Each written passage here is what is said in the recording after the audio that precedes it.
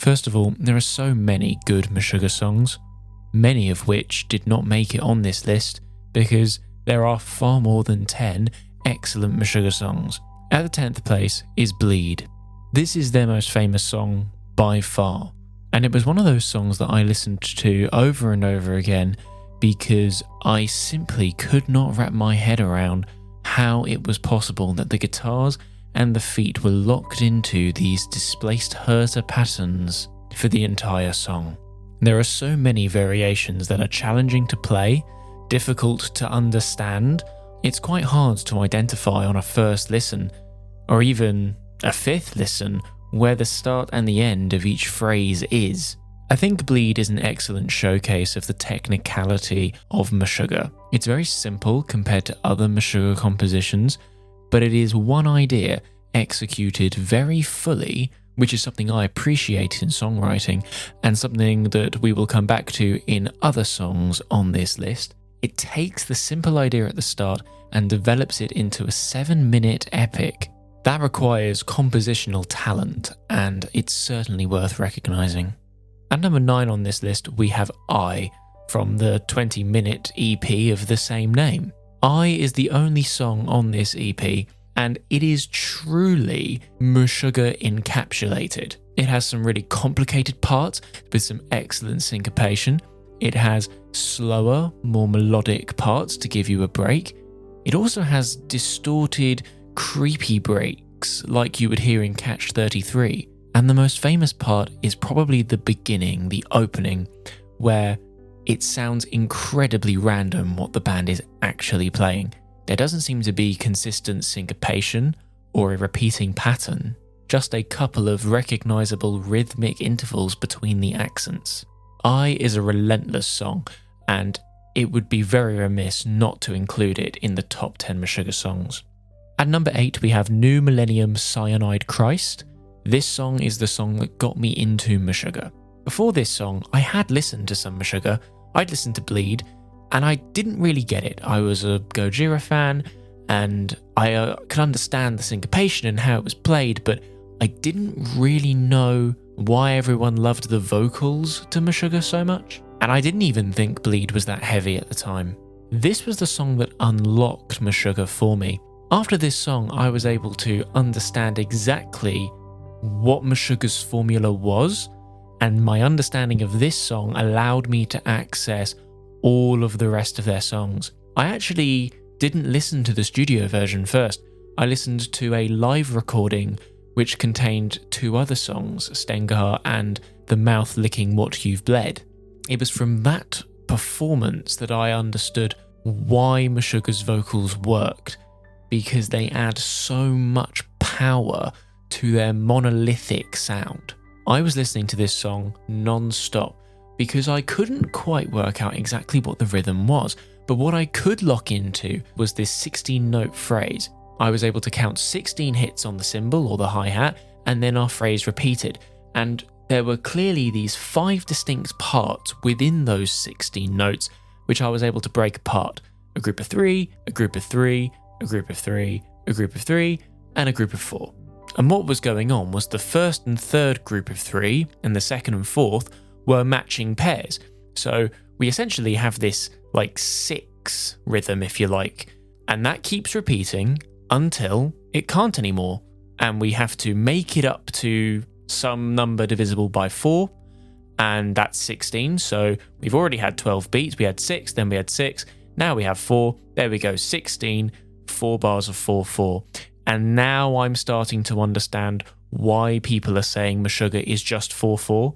Even though I disagree with that statement quite heavily, I now understood what they meant. And this formula is replicated in almost every Meshuggah song, so understanding this was a really key turning point in my Meshuggah journey. And listening to Stengar immediately afterwards, which does the exact same thing, was very eye-opening. At number 7, we have In Death Is Death and In Death Is Life. I'm grouping those two together because, as we all know, Catch 33 is one extended work where all of the pieces interconnect with each other in some way. This was another one where I'd listened to the live recording first before listening to this album. I simply think the composition here is masterful. We introduce these very dissonant ideas, two-note melodies, and then we build off of those two-note melodies by interspersing them with very genty chugs, to use a word that didn't exist when Meshuggah came up with this. This is definitely the precursor to Dancers to a Discordant System, which is not one of my favourite Meshuggah songs, I'm afraid, but I can appreciate how sophisticated that song is. The song continually finds ways to get progressively heavier. One of my favourite moments is where this development of the dissonant riff is being played and then the splash cymbal is being played on the accents. That is certainly one of my favourite moments. And another great moment from this song is when the guitars are just chugging zeros and there's no harmony, there's no melody, it's just rhythm. And that for me was truly one of the moments where you can see the influence that Meshuggah has had on future bands, especially djent as a genre. It's like that moment, that section of the song is just a blueprint for so many songs that were written since. And they circle back to that idea to end the song as well. At number 6, we have Rational Gaze. This song has grown on me more and more and more. I think of this song as the ultimate groove song. It is impossible not to groove to this song. There is something about it. The tempo, the use of the china for the main riff, the pulling up and pulling down on the lowest string, hitting the 13th fret and then hitting the 0, so pulling up to above an octave and then down again. That pulling up and down is really what causes you to want to groove to this song. It's like tension and release. Either the pulling up or the releasing is coinciding with a downbeat. So that China hit, for example, that is what is going to be giving the song that groove. It means you can follow the guitar melody in whatever time signature that is. I think 25/16, I think, from memory. Or you can follow the 4/4 pulse in the cymbals. One of my favourite live performances of this is the Bloodstock 2023 live performance. There's a great dive bomb on the second note in the two-note melody. Again, Meshuggah know how to get mileage out of just two notes. They did it in Death is Death, and they do it again in Rational Gaze. And I think that's an interesting thing about Meshuggah overall, is there is this simplicity to their music in a weird way.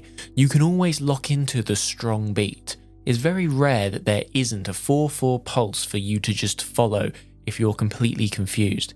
But at the same time, you know you're listening to something that is carefully constructed, heavily syncopated, often very dissonant and harmonically strange. This contrast of simplicity and complexity is really what makes the band so great. As I've already said, I'm a big Gojira fan, and I always used to think of Gojira as having very simple riffs and very simple guitar parts overall, and quite complex drumming. And it does seem at first glance that Meshuggah is a little bit of the opposite. They often have really complicated guitar parts that the kick drum is locked into, and very simple parts that the drums provide.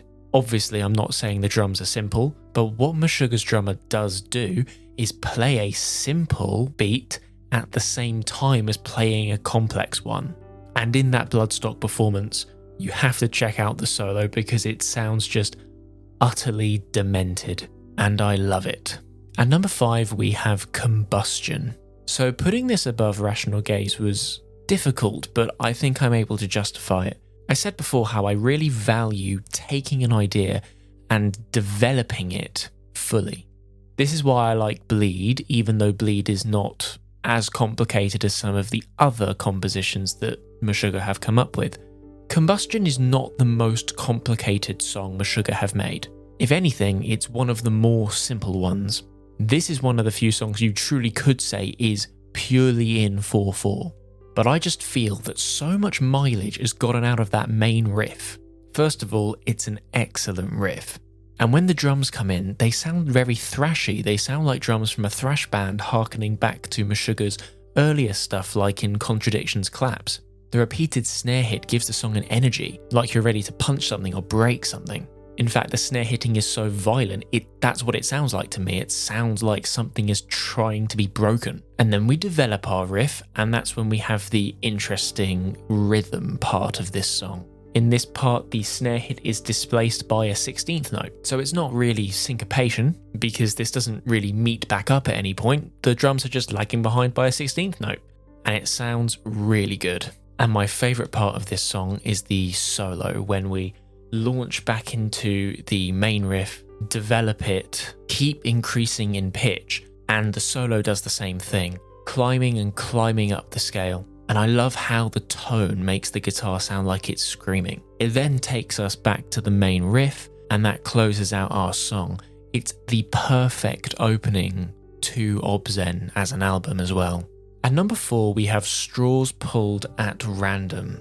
This song is, again, really well constructed. The bits that get stuck in my head is the first verse riff and the riff that closes us out. What I love about this song is the journey that it takes us on. We are in a completely different place at the end of this song compared to at the start of this song, which shows that we have been taken on a musical journey. At the start and in the first half, there is so much distortion in the guitars, and there is dissonance in the harmony. There are these very ugly bending sounds. The string is being attacked very violently, and it is bending out of tune. But as the song evolves, we gradually morph into something a lot more beautiful, eventually ending up in a virtuosic solo. Not virtuosic in the technical sense, there isn't shredding going on, but there is this masterful playing where the notes have been carefully selected in their pitch and their duration. Long, extended notes make us sound like we're soaring, and what makes it work is that stark contrast to the ugliness of the beginning. That's why I love this song. At number 3, we have Demiurge. What's great about this song is the fact that it is basically one enormous breakdown. The opening riff sounds like a breakdown, where we're changing between these high notes on the lowest string, like the 12 and the 13, the octave above, and then the octave below.